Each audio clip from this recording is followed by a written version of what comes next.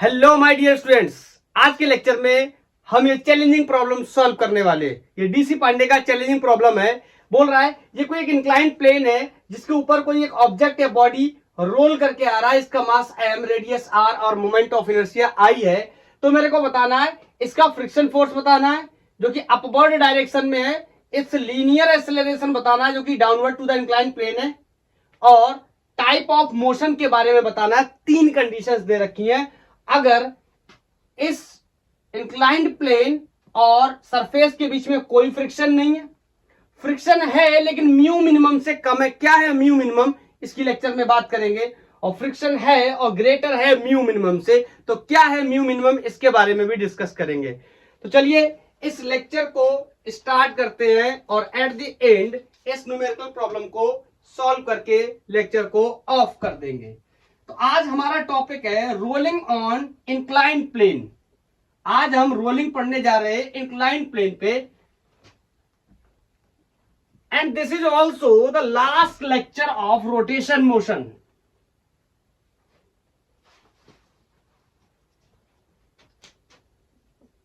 Article लगा लेंगे rolling on inclined plane.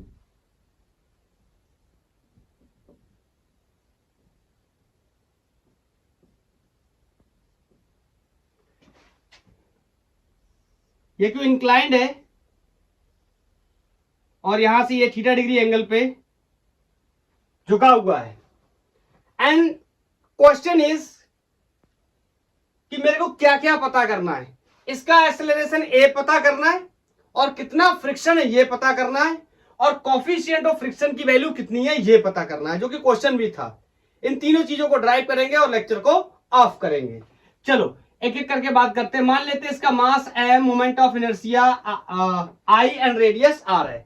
अब ध्यान से सुनना, अगर मैं आपसे बोलूं बेसिक बातों के बारे में डिस्कस करूं,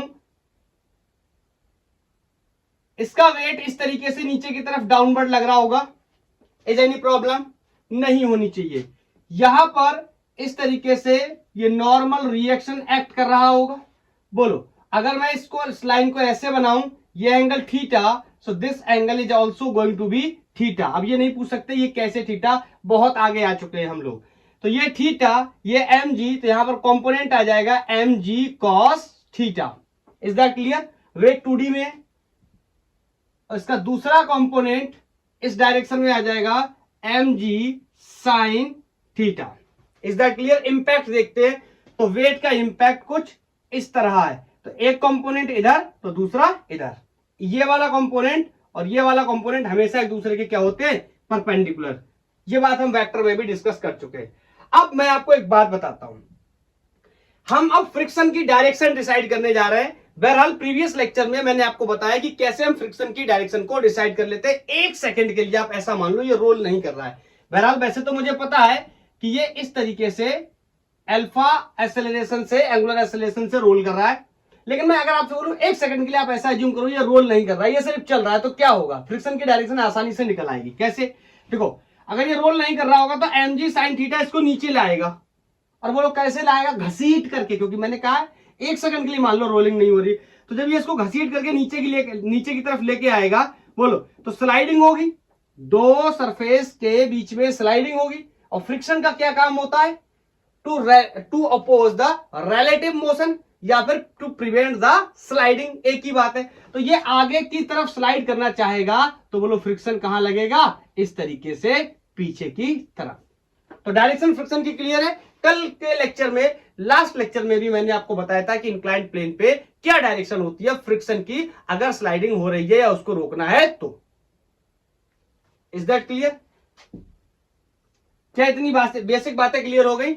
और किस तरीके से कैलकुलेट कर लेते? मैंने आपको बहुत ही सिंपल बताया था, ट्रांसलेशन मैकेनिक्स और रोटेशनल मैकेनिक्स का कॉम्बिनेशन देखेंगे। तो पहले ट्रांसलेशन मैकेनिक्स देखते हैं।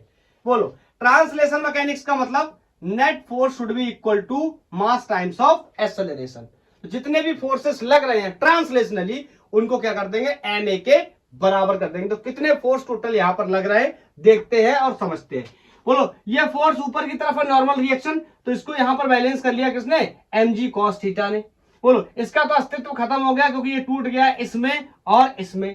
अब यहां पर समझते हैं कि प्लेन के हिसाब से कितने फोर्सेस है। तो ये एक फोर्स लग रहा है बैकवर्ड डायरेक्शन में प्लेन पे, ये एक फोर्स लग रहा है फॉरवर्ड डायरेक्शन में। तो मैं आपसे सिंपली बोल सकता हूं ट्रांसलेशन मैकेनिक्स में ये वाला mg sin थीटा इसको नीचे लाना चाहता है, लेकिन ये फोर्स इसको क्या करना चाहता है, रोकना चाहता है अपोजिट डायरेक्शन में। मैं ऐसे ही पढ़ाता हूं, हम लोग ऐसे ही पढ़ते थे। क्या करते थे कि mg sin थीटा लेके जाना चाहता है नीचे, फ्रिक्शन फोर्स Fr रोक रहा है इसको, will be equal to mass times of acceleration. This is the net force on this body in translation motion. बोलो ट्रांसलेशन मैकेनिज्म में, इज दैट क्लियर? चलो अब बताओ रोटेशनल मैकेनिक्स के बारे में अगर मैं आपसे बोलूं तो हम क्या कह सकते हैं।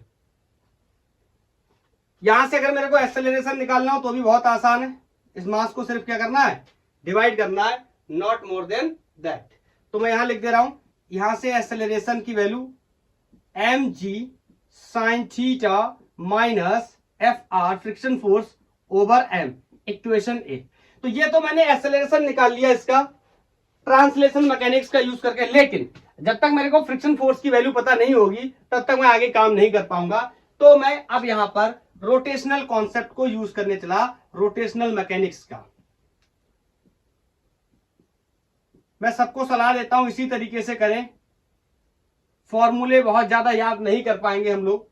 चलो रोटेशनल मैकेनिक्स का मतलब है net torque should be equal to I times of alpha. ये क्या होता है, न्यूटन का सेकंड लॉ होता है रोटेशन के लिए, सबको पता है ये बात, हम लोग पढ़ाई भी कर चुके। अगर आपको नहीं पता तो यूट्यूब पे टाइप कर सकते हैं न्यूटन से second law for rotation by Gangwar physics. Okay चलो अब समझते हैं कितने फोर्सेस टॉर्क बनाएंगे। मैंने आपको बहुत बार बताया जो फोर्स एक्सिस ऑफ रोटेशन से पास कर जाएंगे वो कभी भी टॉर्क बनाने में कंट्रीब्यूट नहीं करते, क्योंकि उनकी परपेंडिकुलर डिस्टेंस क्या हो जाती है, जीरो। क्योंकि परपेंडिकुलर डिस्टेंस हम कहां से लेते हैं, एक्सिस ऑफ रोटेशन से to the point of application, जहां पर फोर्स क्या हो रहा है, लग रहा है। चलो समझते हैं, ये mg sin थीटा पास कर रहा है कहां से, इसके सेंटर से। Is that clear? तो mg sin थीटा मैं यहां मेंशन कर दे रहा हूं, mg sin theta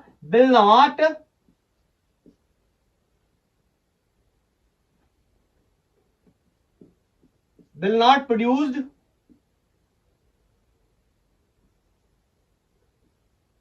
any torque. Clear? Normal reaction is also passing from the center, so I can say N will also does not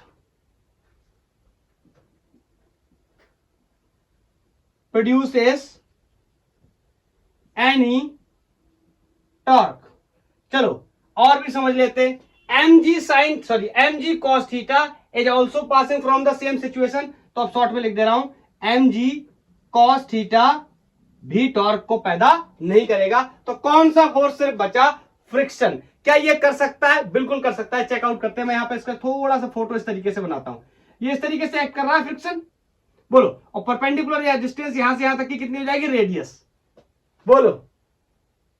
is that clear? तो मैं लिख सकता हूं कि टॉर्क किसका कौन बनाएगा, फ्रिक्शन फोर्स। तो टॉर्क की वैल्यू जो होती है परपेंडिकुलर डिस्टेंस इनटू फोर्स। तो परपेंडिकुलर डिस्टेंस कौन है, आर, फोर्स कौन है, friction, is equal to I times of alpha.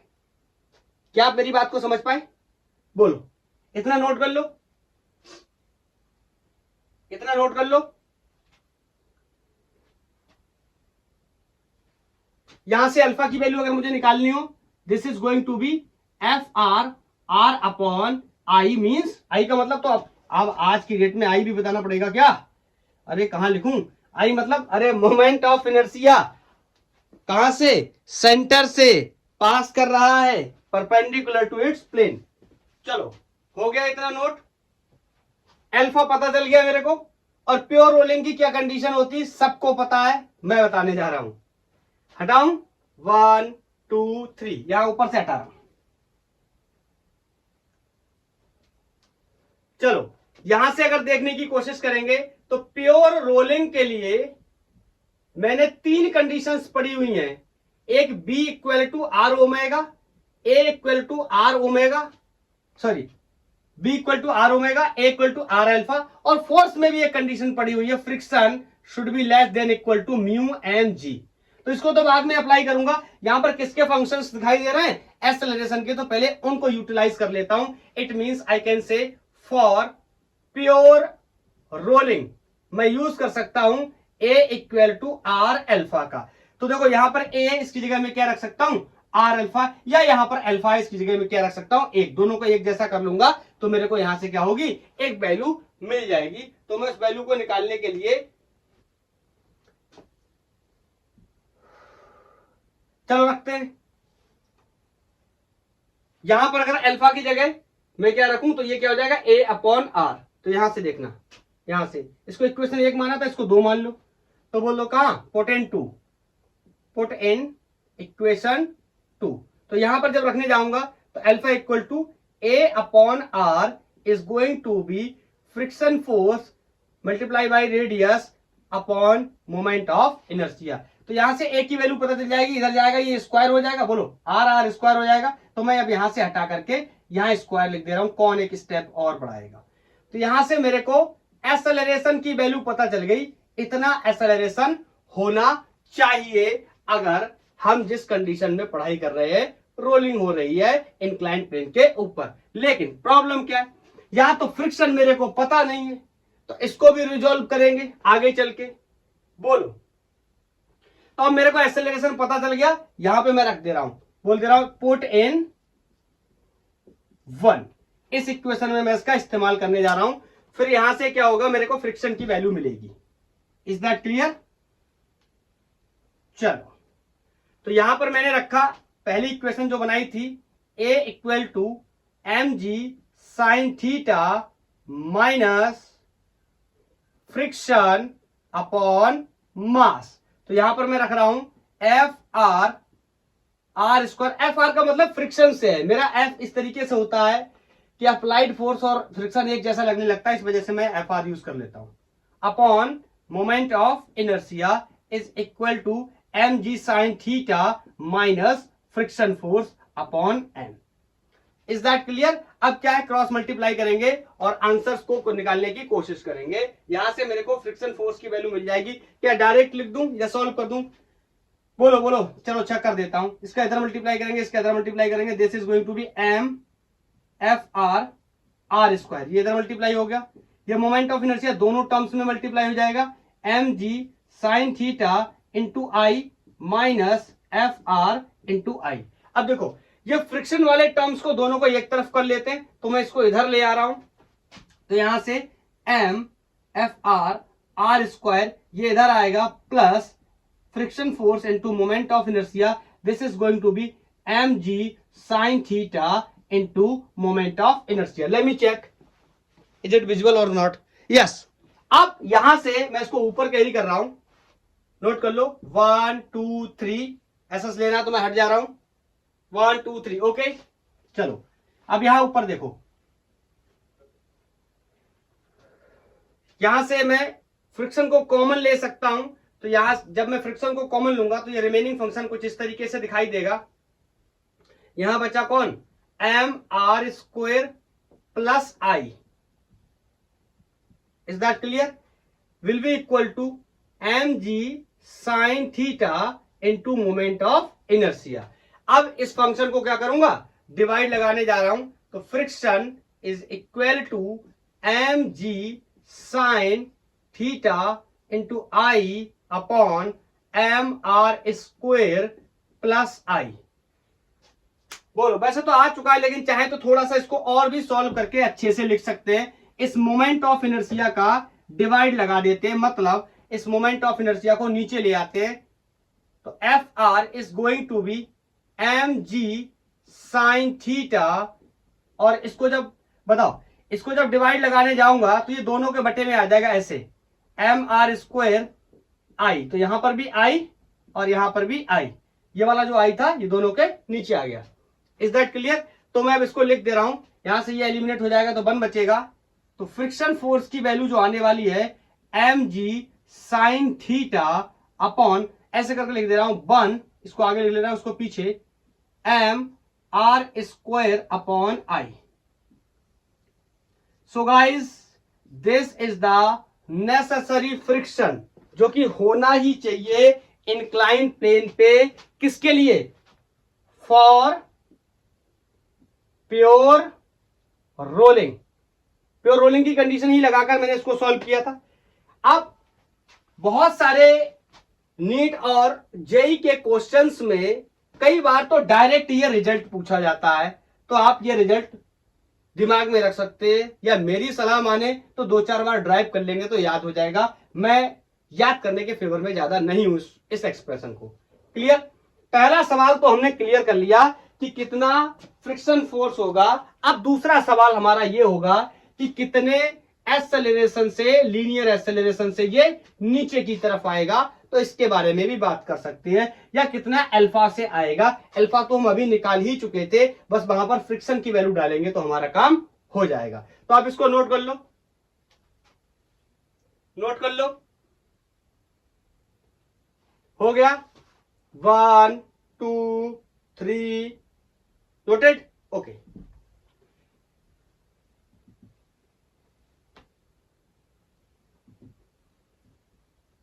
अगर आप पीछे जाकर के थोड़ा सा देखेंगे डेरिवेशन को, तो मैंने एक इक्वेशन बनाया था, और वो इक्वेशन था एक्सेलरेशन के टर्म्स में A is equal to F R friction force into R square upon moment of inertia. याद आया? ये इक्वेशन मैंने बनाया हुआ था। अब इस इक्वेशन में मैं क्या कर रहा हूं? पुट एफ आर की वैल्यू डालने जा रहा हूं। So a is equal to, F r मैंने यहां से निकाला था अभी m ji sine theta upon 1 plus M R square upon moment of inertia. ये फ्रिक्शन फोर्स की वैल्यू थी, जो कि अभी अभी धुंधली धुंधली लिखी हुई भी है। बोलो, अब यहां पे बचा कौन? R square upon I, R square upon I. अब यहां से मैं इसको सॉल्व करूंगा, और सॉल्व करने के बाद एक्सेलरेशन की वैल्यू निकालूंगा कि कितना एक्सेलरेशन होना चाहिए, ताकि ये जो ऑब्जेक्ट है, जो बॉडी है, रोल कर रहा है, ये स्लिप ना करे।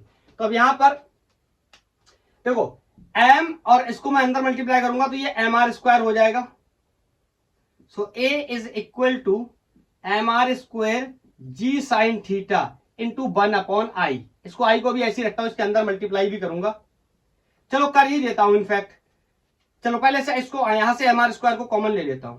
बोलो, यहां से मैंने एम आर स्क्वायर को कॉमन ले लिया इस फंक्शन से, तो यहां नहीं है एम आर स्क्वायर, तो डिवाइड हो जाएगा 1 अपॉन एम आर स्क्वायर। यहां था तो कॉमन चला गया, तो कौन बचेगा? 1 अपॉन आई। ठीक है, यहां पर सही से लिख दे रहा हूं, 1 अपॉन आई से अपन क्या कर रहे थे? ये वाला आई रह गया था। Is that clear? यहां से दिख रहा होगा। ये वाला टर्म हम क्या कर सकते? एलिमिनेट कर सकते। बोलो, बाकी को सॉल्व करके मैं इधर लिख दे रहा हूं।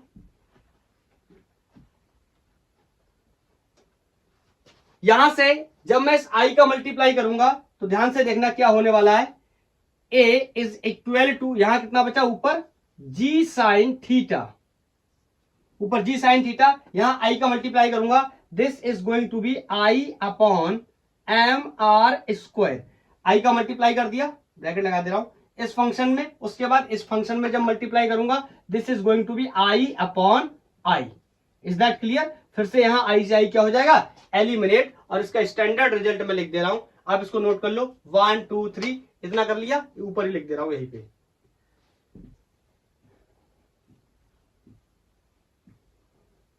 तो स्टैंडर्ड रिजल्ट यहां से निकल के आ जाएगा, acceleration is equal to g sine theta upon 1, इसको आगे कर ले रहा हूं, I upon M R square.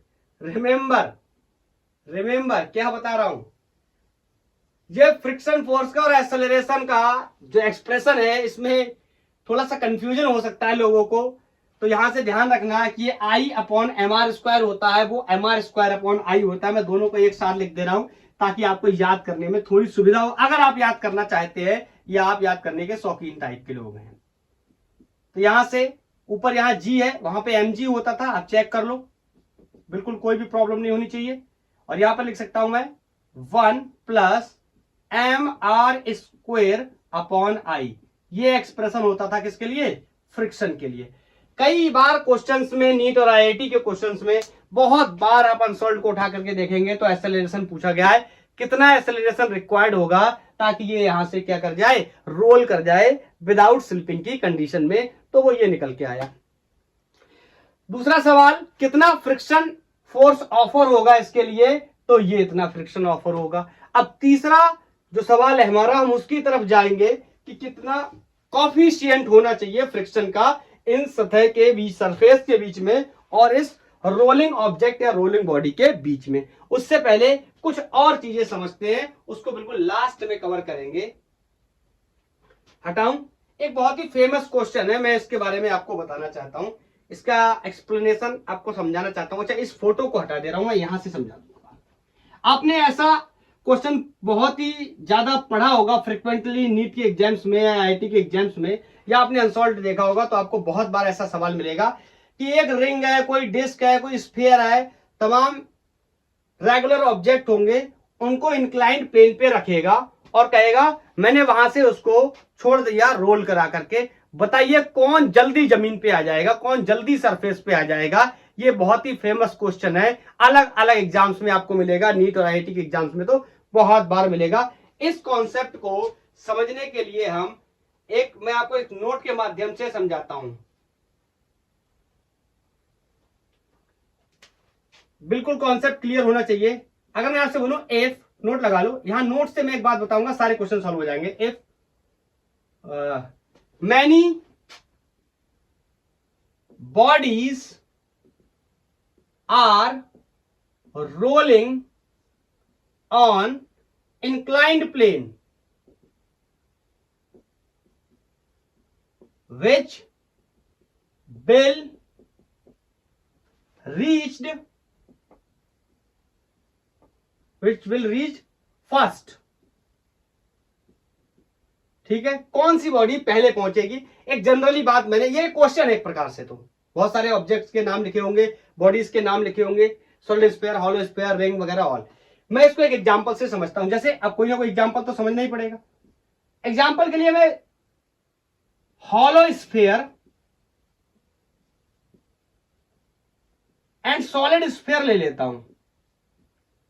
ठीक है, अब क्वेश्चन ये हो गया कि हॉलो स्फीयर और सॉलिड स्फीयर को इंक्लाइंड प्लेन पे रखा गया है, दोनों को रिलीज किया गया है, कौन जल्दी पहुंचेगा। जल्दी पहुंचने का साधारण मतलब किसके द्वारा टाइम कम लगेगा, इस बात को समझते हैं। अब मेरी बात को ध्यान से सुनना।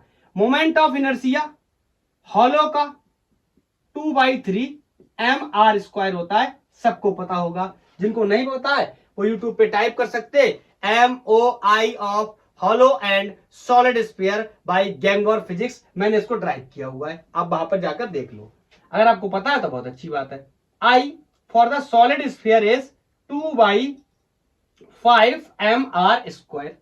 और यहां पर मेरे को एक चीज बहुत ही क्लियरली दिखाई दे रही है कि मोमेंट ऑफ इनर्शिया बताओ किसका ज्यादा है, किसका ज्यादा है, ध्यान से देखो किसका ज्यादा है। ये 2/3 है, ये 2/5, इसका डेनोमिनेटर बड़ा है, बोलो तो इसकी ओवरऑल वैल्यू क्या होगी, छोटी। इसका डेनोमिनेटर छोटा है, तो आई कैन से हॉलो स्फीयर का मोमेंट ऑफ इनर्शिया ज्यादा है, सॉलिड स्फीयर का मोमेंट ऑफ इनर्शिया कम है।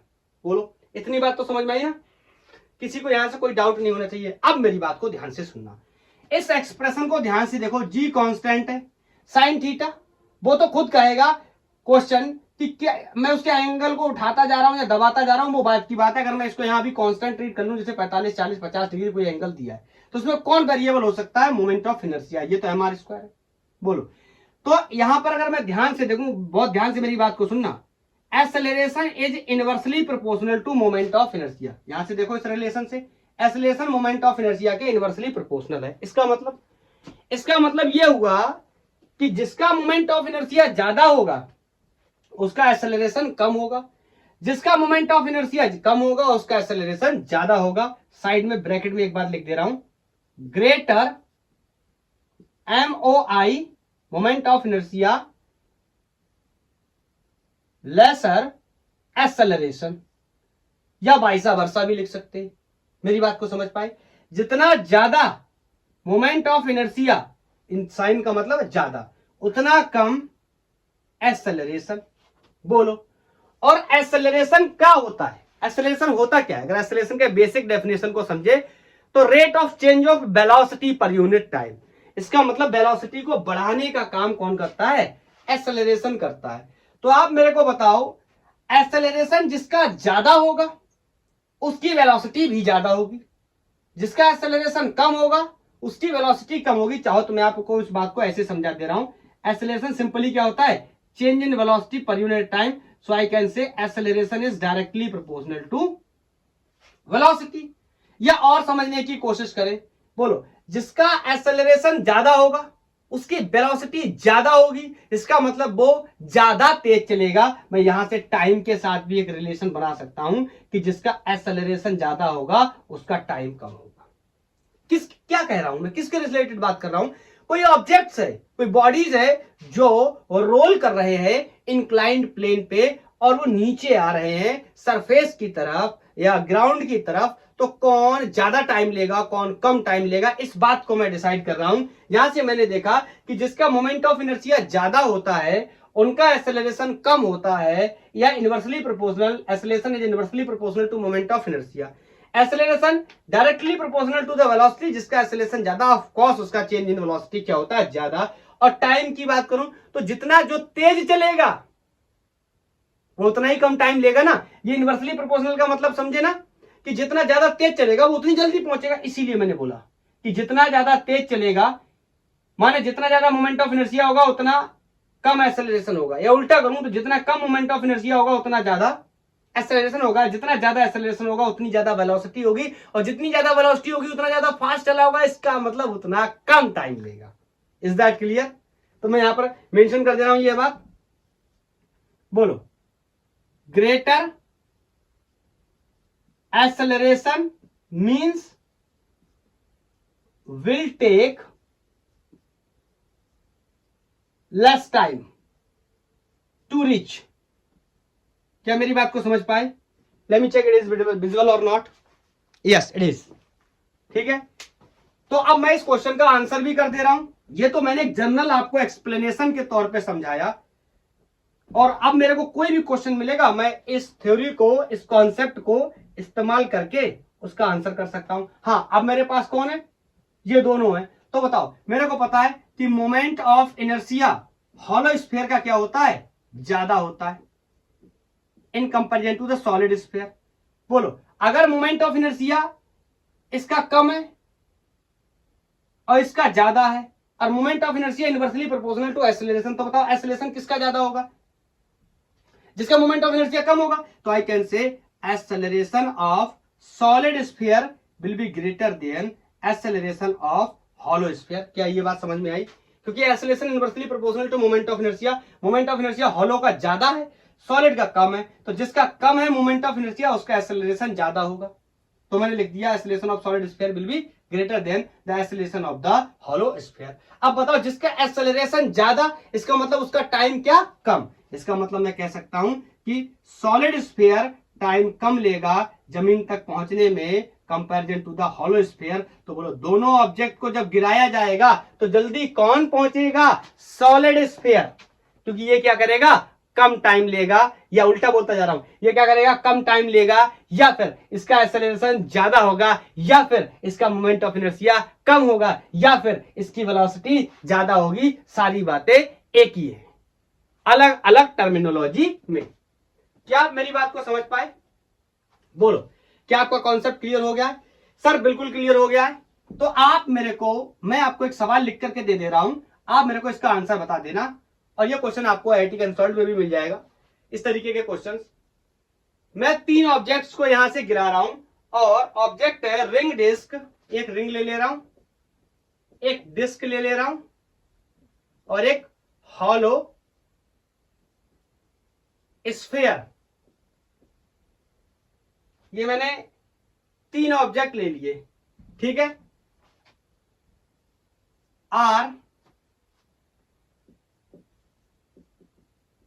Releasing from top of inclined plane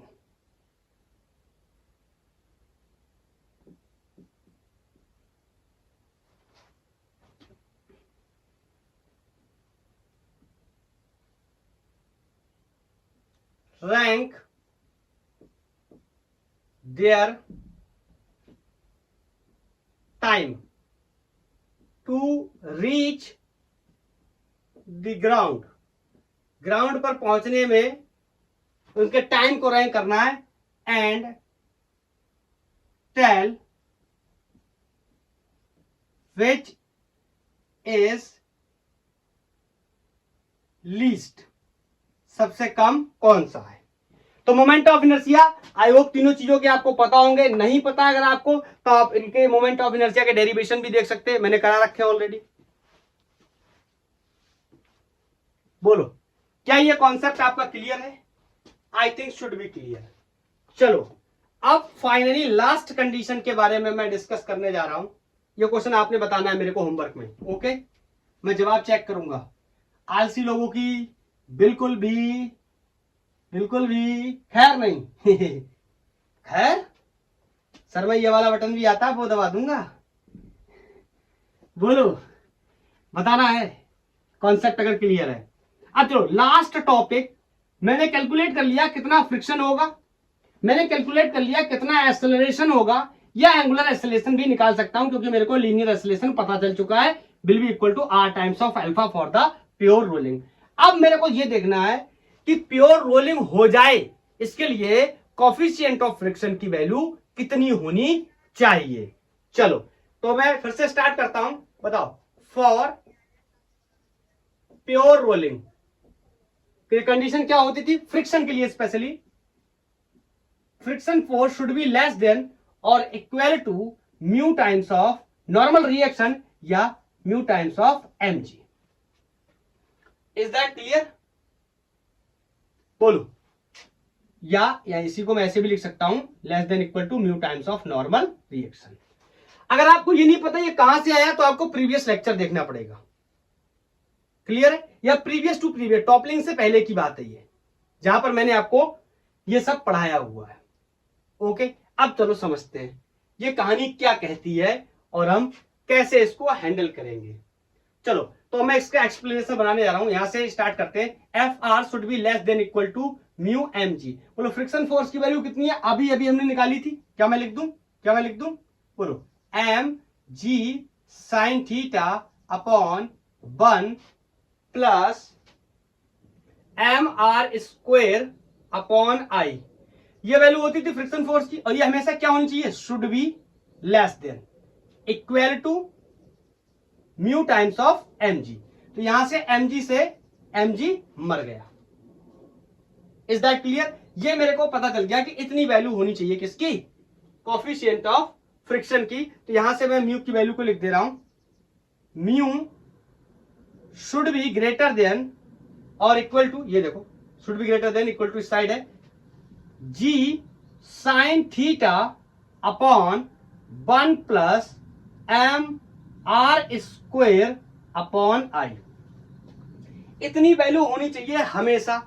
लेकिन अगर मैं आपसे एक प्रश्न पूछूं कि ये तो एक जनरल कंडीशन है कि इतने में काम चल जाएगा, लेकिन अगर मैं आपसे पूछूं कि कम से कम कितनी वैल्यू हो म्यू की कि ये काम चल जाए, तो ध्यान से सुनना, ये वाली वैल्यू म्यू की हमेशा इससे ज्यादा होनी चाहिए।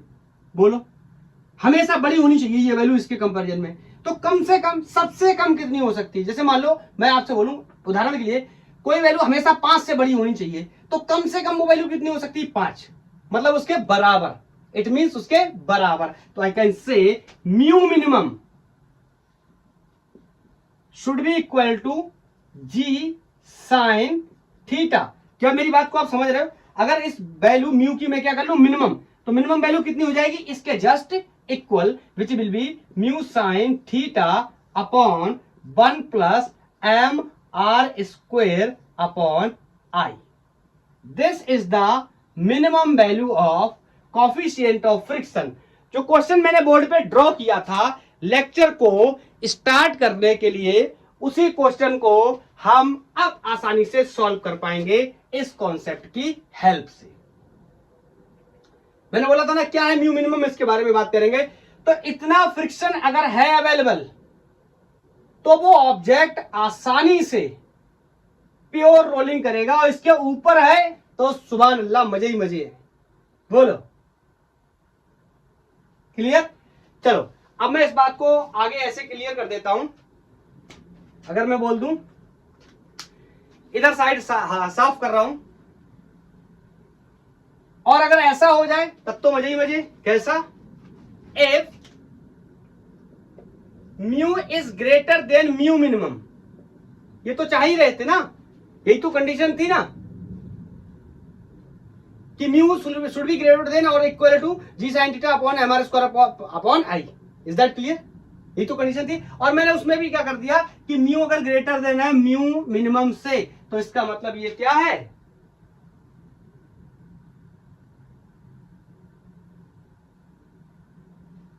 बोलो प्योर वॉल्यूम हो जाएगी, फिर तो कोई प्रॉब्लम ही नहीं है। और जो रिजल्ट मैंने लगाए थे कौन से? A equal to g sine theta upon 1 plus I upon M R square.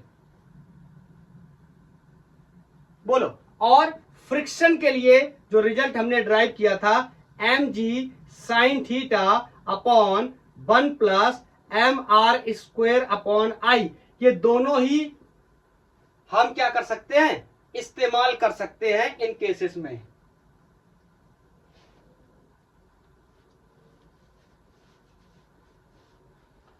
क्या आप मेरी बात को समझ पाए? मतलब अब ये क्लियर हो गया है कि इंक्लाइंड प्लेन पे अगर एक्सेलरेशन हो रहा है और mu is greater than mu minimum, मतलब म्यू की लिमिटिंग कंडीशन क्या है? ये है। ये सॉल्व करने के बाद कोई मैथमेटिकल नंबर आ जाएगा। तो अगर उससे ज्यादा म्यू है या उतना भी है तो भी हमारा काम चल जाएगा, और उससे ज्यादा है तो मजे ही मजे है। फिर आराम से हम कह सकते हैं कि उसका एक्सेलरेशन इतना होगा, इसके फॉर्मूले की हेल्प से निकाल लेंगे, या इतना फ्रिक्शन होगा इस फॉर्मूले की हेल्प से निकाल लेंगे। आप चाहो तो फॉर्मूला याद कर लो, अदरवाइज मेरी कहानी सिंपल है, पहले ट्रांसलेशनल मैकेनिक्स फिर रोटेशनल मैकेनिक्स, और आंसर विल बी क्लियर। बोलो। चलो अब जिस क्वेश्चन से शुरू करी थी कहानी उसी क्वेश्चन को सॉल्व करते हैं और फिर टाटा बाय बाय करते हैं। क्वेश्चन था कि मेरे पास एक ऑब्जेक्ट है, बॉडी है, जो इंक्लाइंड प्लेन पर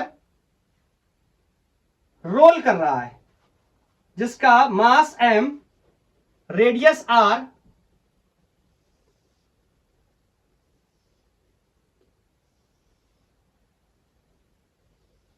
मास m, radius r and MOI, moment of inertia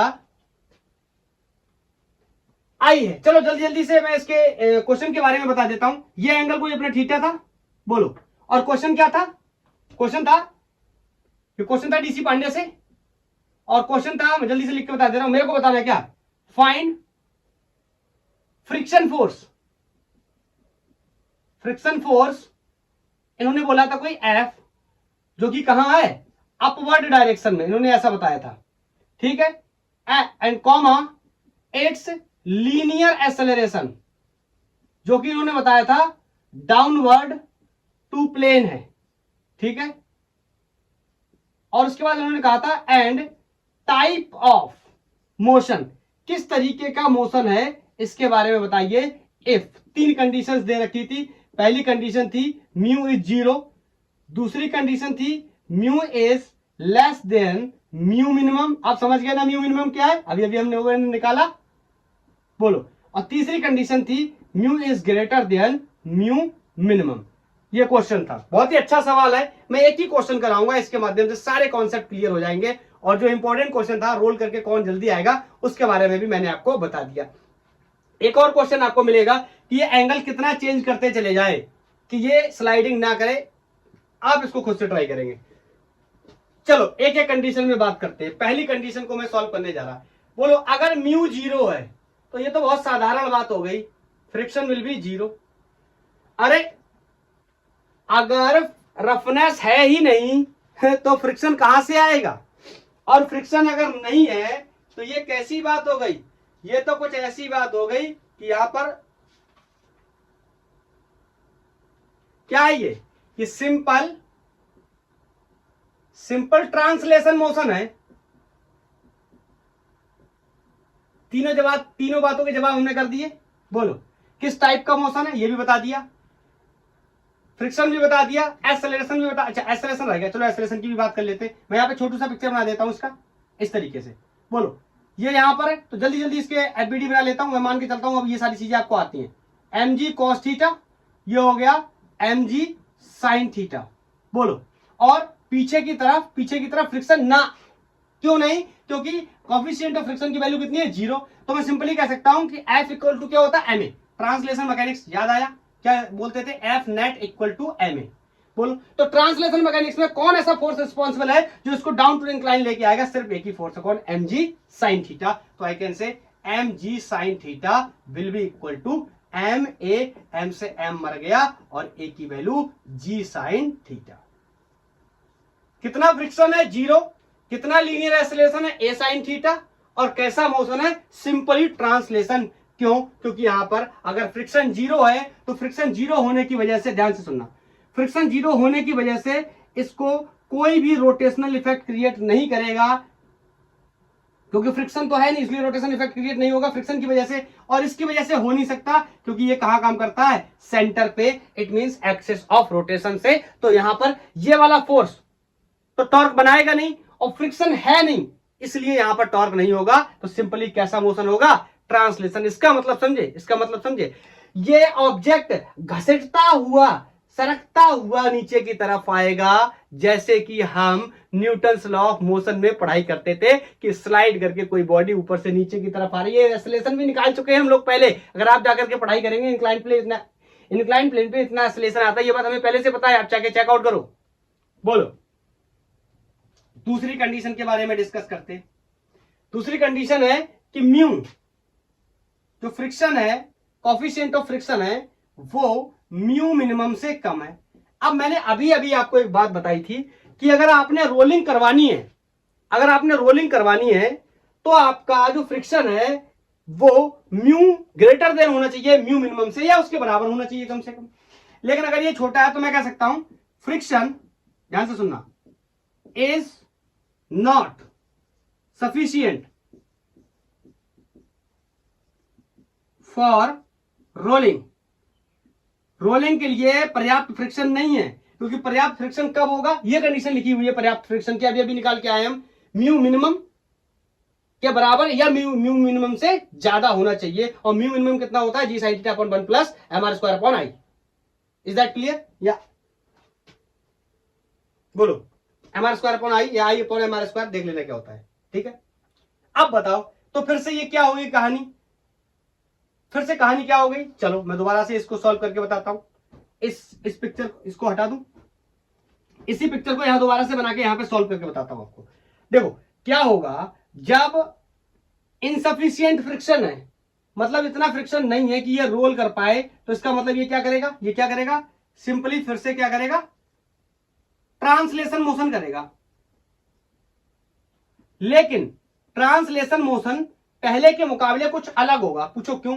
पहले फ्रिक्शन, पहले का मतलब इस कंडीशन की बात कर रहा हूं, इस कंडीशन में फ्रिक्शन था ही है, यहां है लेकिन सफिशिएंट नहीं है, तो मैं ये तो कह सकता हूं ना कि फ्रिक्शन पीछे की तरफ तो एक्ट करेगा, बोलो, और आगे की तरफ क्या होगी, स्लाइडिंग। Is that clear. तो ये इसको क्या कर लेगा, बैलेंस कर लेगा, नहीं कर पाएगा, कर लेगा नहीं कर पाएगा, बताओ, बोलो रोलिंग नहीं हो पाएगी, इज दैट क्लियर, स्लाइडिंग होगी। चलो अब जल्दी से ये थीटा इसके कंपोनेंट बना लेते हैं, ये mg, तो इतना मान के चल रहा हूं ये सब कुछ आता होगा, बहुत आगे आ चुके हैं, ये तो बहुत कुछ पढ़ रखा है हमने। mg cos थीटा, यहां पर नॉर्मल रिएक्शन, और यहां पर mg sin थीटा, क्लियर है। तो मैंने ये तो बता दिया कि मोशन किस तरीके का होगा, ट्रांसलेशन। अब मेरे को दो बातें और बतानी कि फ्रिक्शन की वैल्यू कितनी होगी और एक्सेलरेशन की वैल्यू कितनी होगी। बोलो तो फ्रिक्शन की वैल्यू बहुत ही साधारण तरीके से हम निकालते, पढ़ाई करते हमेशा चले जा रहे हैं कि फ्रिक्शन, चलो एक बार बेसिक कॉन्सेप्ट से बता देता हूं। Friction is directly proportional to the normal reaction होता है, सबको पता है।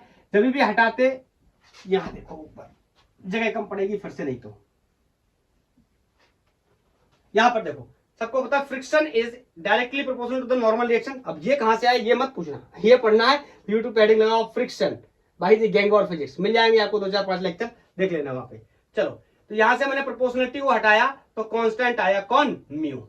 ये होती है वैल्यू फ्रिक्शन की। और एन की वैल्यू यहां से मैं बहुत ही आसानी से निकाल सकता हूं। अगर आपको ये दिखने में दिक्कत हो रही तो मैं इसको दोबारा से साफ करके अच्छे से बना देता हूं। ये यहां पे कोई ऑब्जेक्ट है, बॉडी है जो रोल कर रही है, एंगल थीटा है। बोलो ये एंगल थीटा है, ये इसका वेट इस तरीके से कर रहा है, हैंग कर रहा है, तो ये एंगल भी कितना होगा, थीटा। ये एम जी है, बहुत बार बना चुके हैं, नया कुछ नहीं हमारे लिए। तो ये एम जी कॉस थीटा, इंपैक्ट इस तरीके से। तो दूसरा कंपोनेंट ये कोई m ji sine theta. Is that clear? आगे ये तो बता ही चुके हैं, फ्रिक्शन पीछे की तरफ ऑफर करेगा।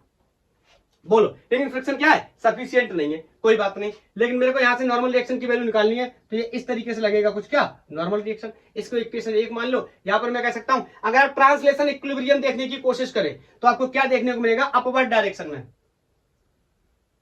अपवर्ड इक्विलिब्रियम की अगर मैं बात करूं, अपवर्ड इक्विलिब्रियम, तो बताओ क्या ऑब्जेक्ट ऊपर नीचे जा रहा है, क्या बॉडी ऊपर नीचे जा रहा है, नहीं जा रहा है। It means net force up and down direction में 0 है। इट मींस एन क्या कर रहा है, mg cos थीटा को बैलेंस कर रहा है। और मेरे को पता चल गया नॉर्मल रिएक्शन की वैल्यू कितनी है, इसको पुट इन 1 कर दो, यहां से आंसर मिल जाएगा पुट इन 1।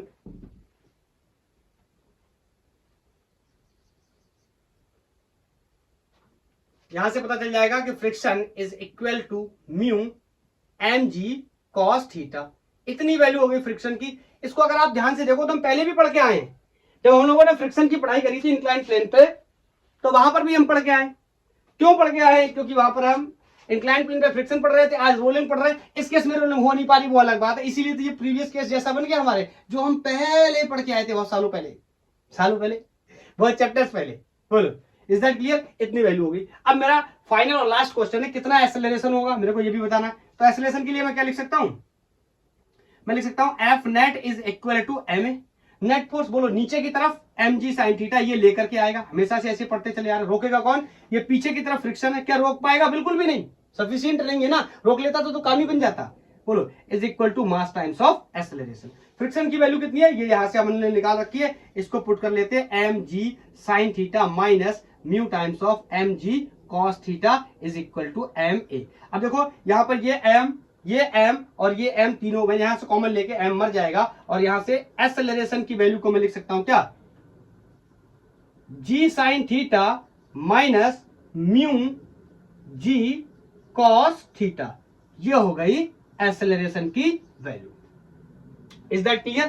तो क्वेश्चन था कितना फ्रिक्शन होगा, इतना फ्रिक्शन होगा, कितना एक्सेलरेशन होगा लीनियर, इतना, मोशन कैसा होगा, translation motion. Is that clear? बोलो क्या किसी को कोई डाउट है? बिल्कुल भी नहीं होना चाहिए। बोलो